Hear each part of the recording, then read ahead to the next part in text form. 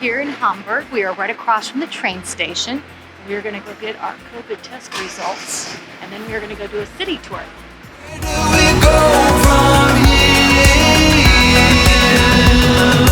We could go anywhere.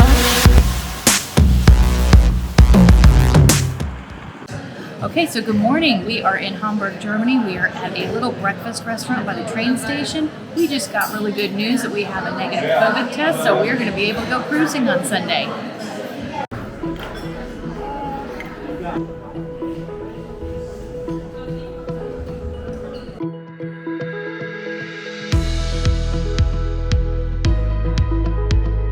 Oh, there's swans down here too. You see the swans?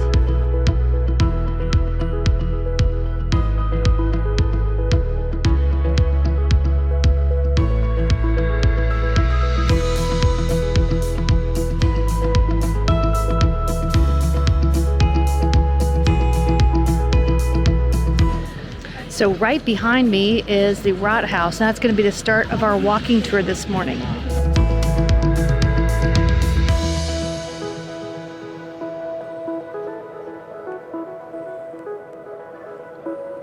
All right, so behind us is the Rathaus, which is essentially the city hall of Hamburg. Hamburg is actually the second largest city in Germany, and it's a huge commercial center and trade. It was started from the Hanseatic League, goes off back to 1200 AD, which was a collection of merchants and guilds came together. So yeah, it's a pretty neat little area.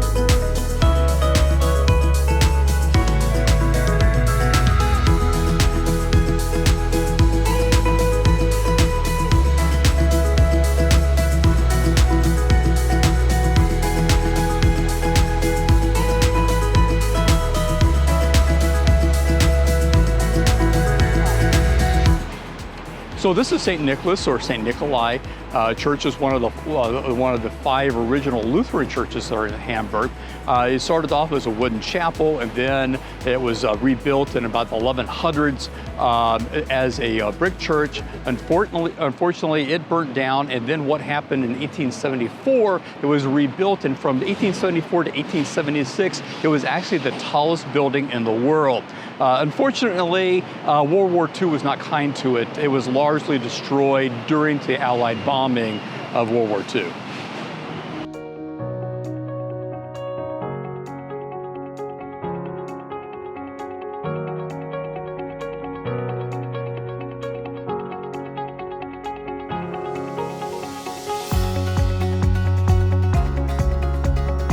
All right, so back behind here we have Alster Lake, and what's really kind of neat about here is the swans of Ulster.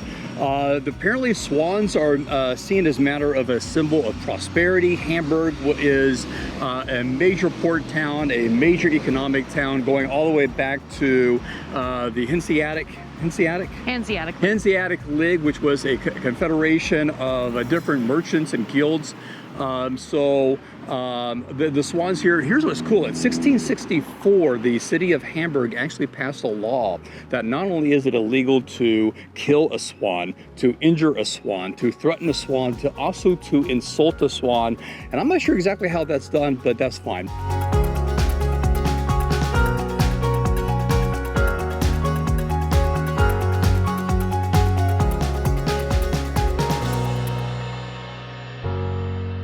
Don't insult the swan.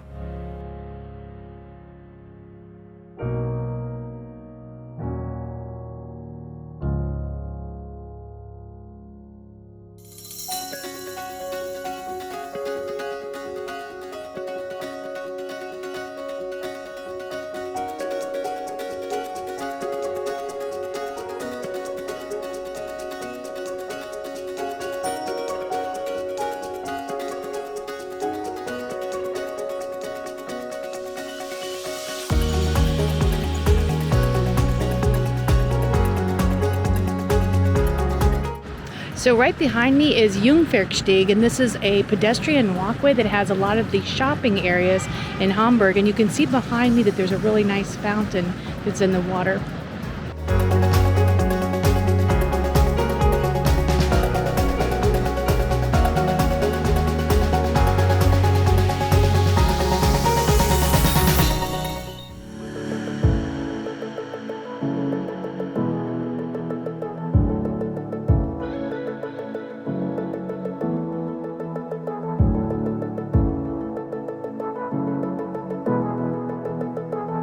So this is the Mini Ulster, also known as the Inner Ulster Lake, which is a great place for people to come and just kind of sit down and relax and kind of people watch, which is kind of what we've been doing.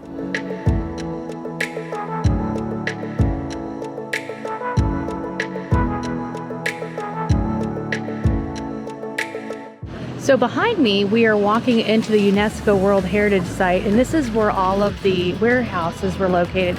Hamburg is a big port city, so it was a place that they had all of the storage of things like coffee and fabrics and textiles, and they were delivered all around the world from Hamburg.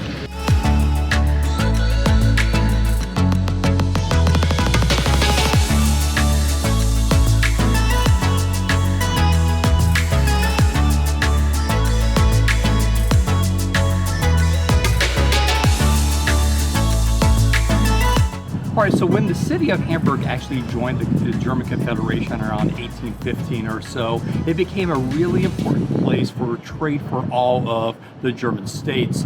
And this really came to head in 1883 when they started building out all of these warehouses. And we see between 1883 to 1927, these warehouses, which are largely built in what is known as the Gothic Revival architectural style, they were built, and now this area is the largest warehouse area in the world. Now, they're not necessarily used for warehouses so much. They've been regentrified and used for many other different things, but it's still a very, very important commercial area.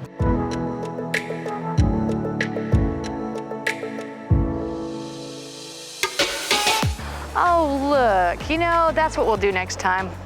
We'll come to one of these random places and put our anniversary on there and lock it.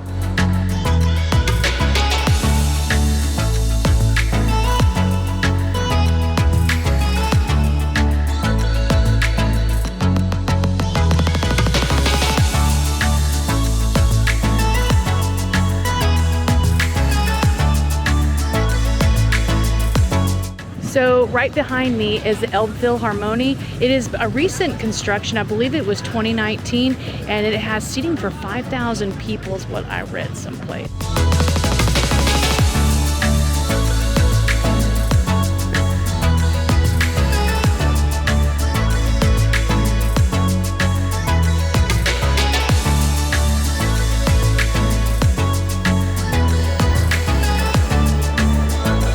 Interesting design.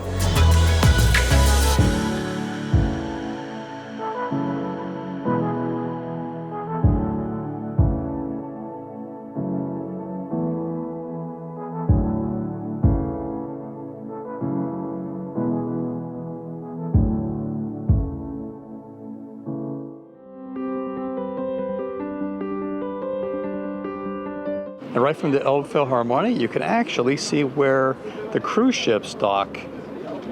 Right over there, you can see the Queen Mary.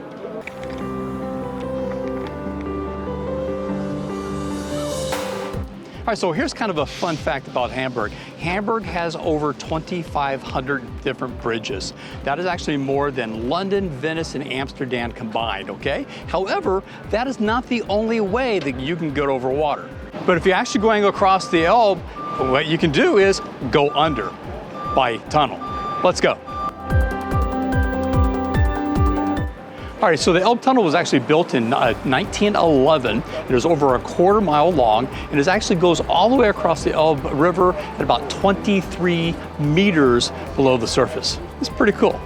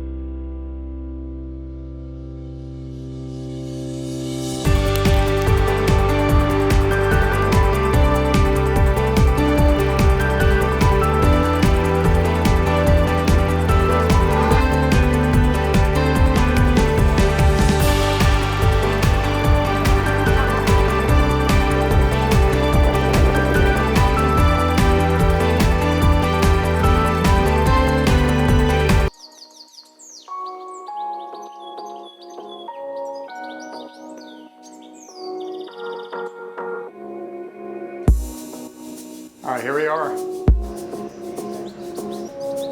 So it is our second morning in Hamburg, and we just got to the Miniatur Wunderland Museum. We couldn't bring our camera in, but we went to a virtual reality session, and now we are gonna, after we drink our coffee, we are gonna go upstairs and we are gonna go through the entire Miniatur Wunderland Museum. It is listed as one of the top 10 attractions in Hamburg.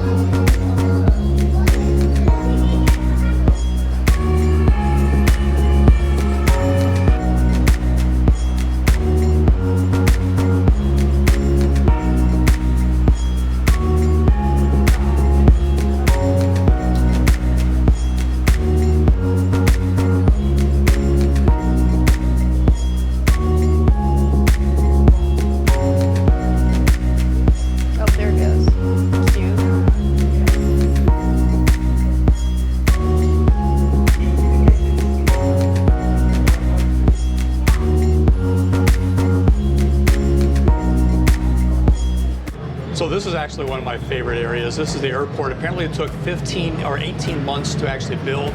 And every one of these airplanes actually makes a circuit test. They go through, land, comes and parks, and then takes off again, which is very cool.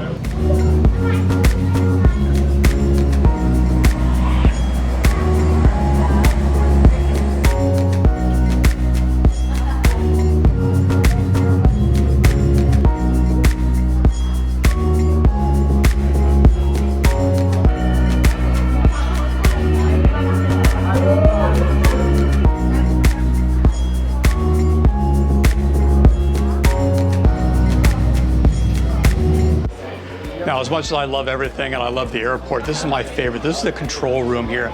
There is over 16 kilometers of train tracks. That's the Guinness World Record, and it's actually all controlled here. And I actually asked them, okay, how often does something go wrong? And they just politely said, pretty much every minute. So, but I tell you what, it looks like it all runs all smoothly to us. A lot of work here that they do to make this fantastic.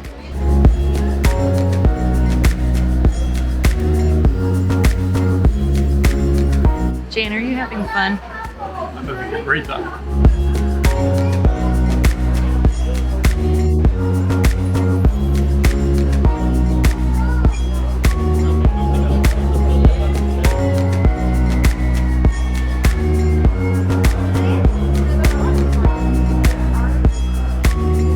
You're gonna save a whole lot of steps yesterday. You just came here instead. I know.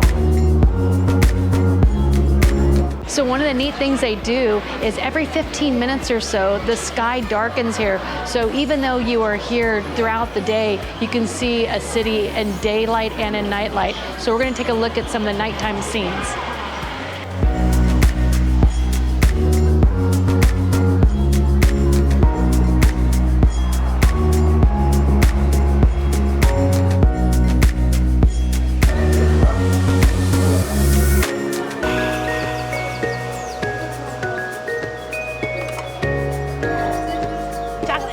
Let's see. Let's see. Show it. Chocolate for my work.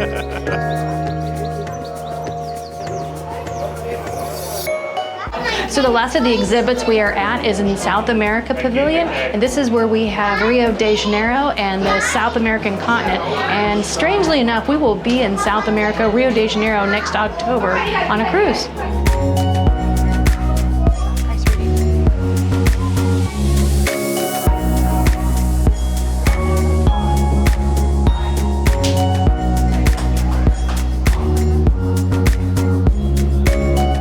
So one of the things I just love about this place is not only just the scale of everything, both large and small, but also just all of the many micro stories they have. I mean, if you look at it, all the different figures, and I don't remember, we'll put it down below here, how many different figures there are. There's thousands and thousands, but they each are situated to tell a different story.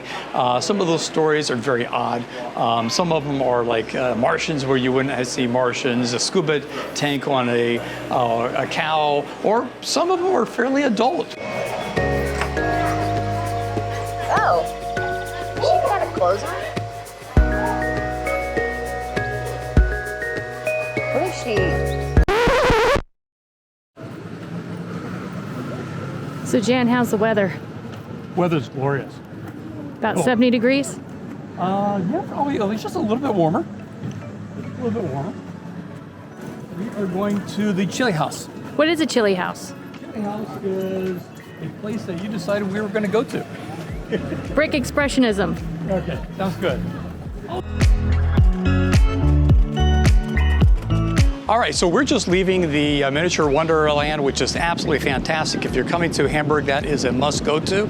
Now we're going over to the Chilehaus. Remember how I was talking about yesterday that the whole area with the warehouse district was UNESCO is in a Gothic revival? Well, the brick house is its own UNESCO site, which is we're walking to and be there in about 7/10 of a mile. It is actually has an architectural style which is known as brick expressionism. So let's go. So we were on our way to the Chilehaus, and we actually saw another church. It's called St. Catherine's. It's one of the 5 oldest cathedrals in Hamburg, and it was first erected in 1256. It just went through a renovation in the 19th century, and supposedly the organ Johann Sebastian Bach played on it.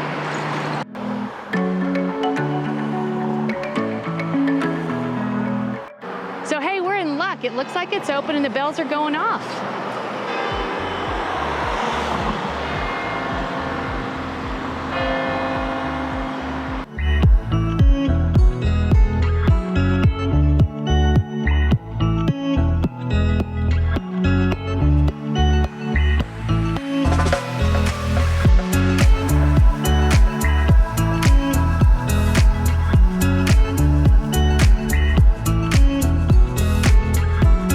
So we made it here to the Chilehaus. The Chilehaus made in like 1924, 1926, but in 2015 it was nominated and actually accepted as a UNESCO World Heritage Site.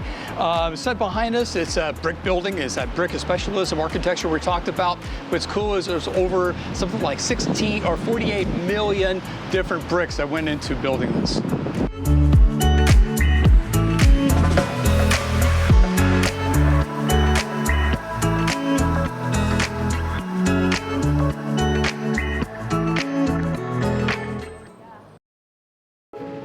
All right, good morning. All right, so it's 4:40 in the morning, and no, it's not an issue with jet lag. It's a matter of we're going to the fish market. It opens at 5 o'clock, so we got up this morning, and we're gonna go. Let's go.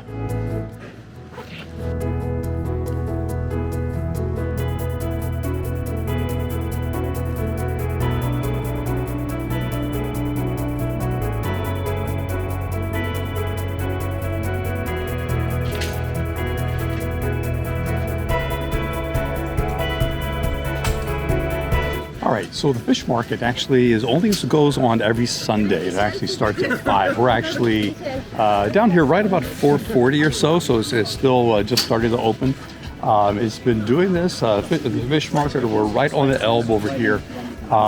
It's been doing this since like 1703, kind of a tradition every Sunday. So it's called the fish market. I'll be honest, we haven't seen much fish, but there's all different sorts of things. There is clayware, there's food, there is a lot of textiles and clothes and candy and sweets and all those different things. But I'm sure we'll get to some fish in a moment.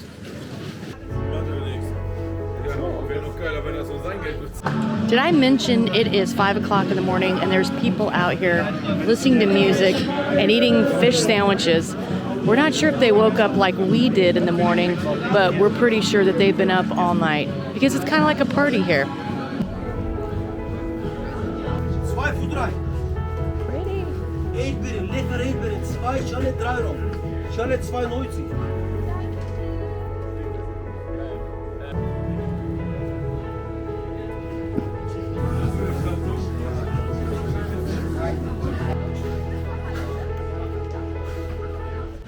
All right, so we've been walking through for about the last 30 minutes or so. It's about 5:30, 5:40. The market's really starting to come alive. We got here actually before it opened. Talked to a local and kind of confirmed our thoughts. This is one of the places that when you're at St. Pauli doing some partying every Saturday night, everyone stays up and then comes down here. So a little bit of some interesting characters stumbling as they go through here. But very nice, a lot of fish. You go a little bit further down and you get into all the fish and everything. So yeah, it's pretty good. All right, so we are going to make our way to our hotel, because this has been just a prelude to the real adventure we have, because today we get onto a train and we go to Kiel, Germany, where we get onto the MSC Preziosa to go do a back-to-back cruise, first to the Baltic and then to the up to Norway, all the way up to the northern portion of Norway. So if you want to continue traveling with us, these two cruises, the first of literally, I think, 13 cruises we have booked. I know that number has changed a lot because we keep taking two cruises and booking more cruises. Booking more travel. Yeah, so that's going to fluctuate. But anyway, if you want to continue with our travel, go on and hit that subscribe, hit that like, and that notification bell, and keep on traveling.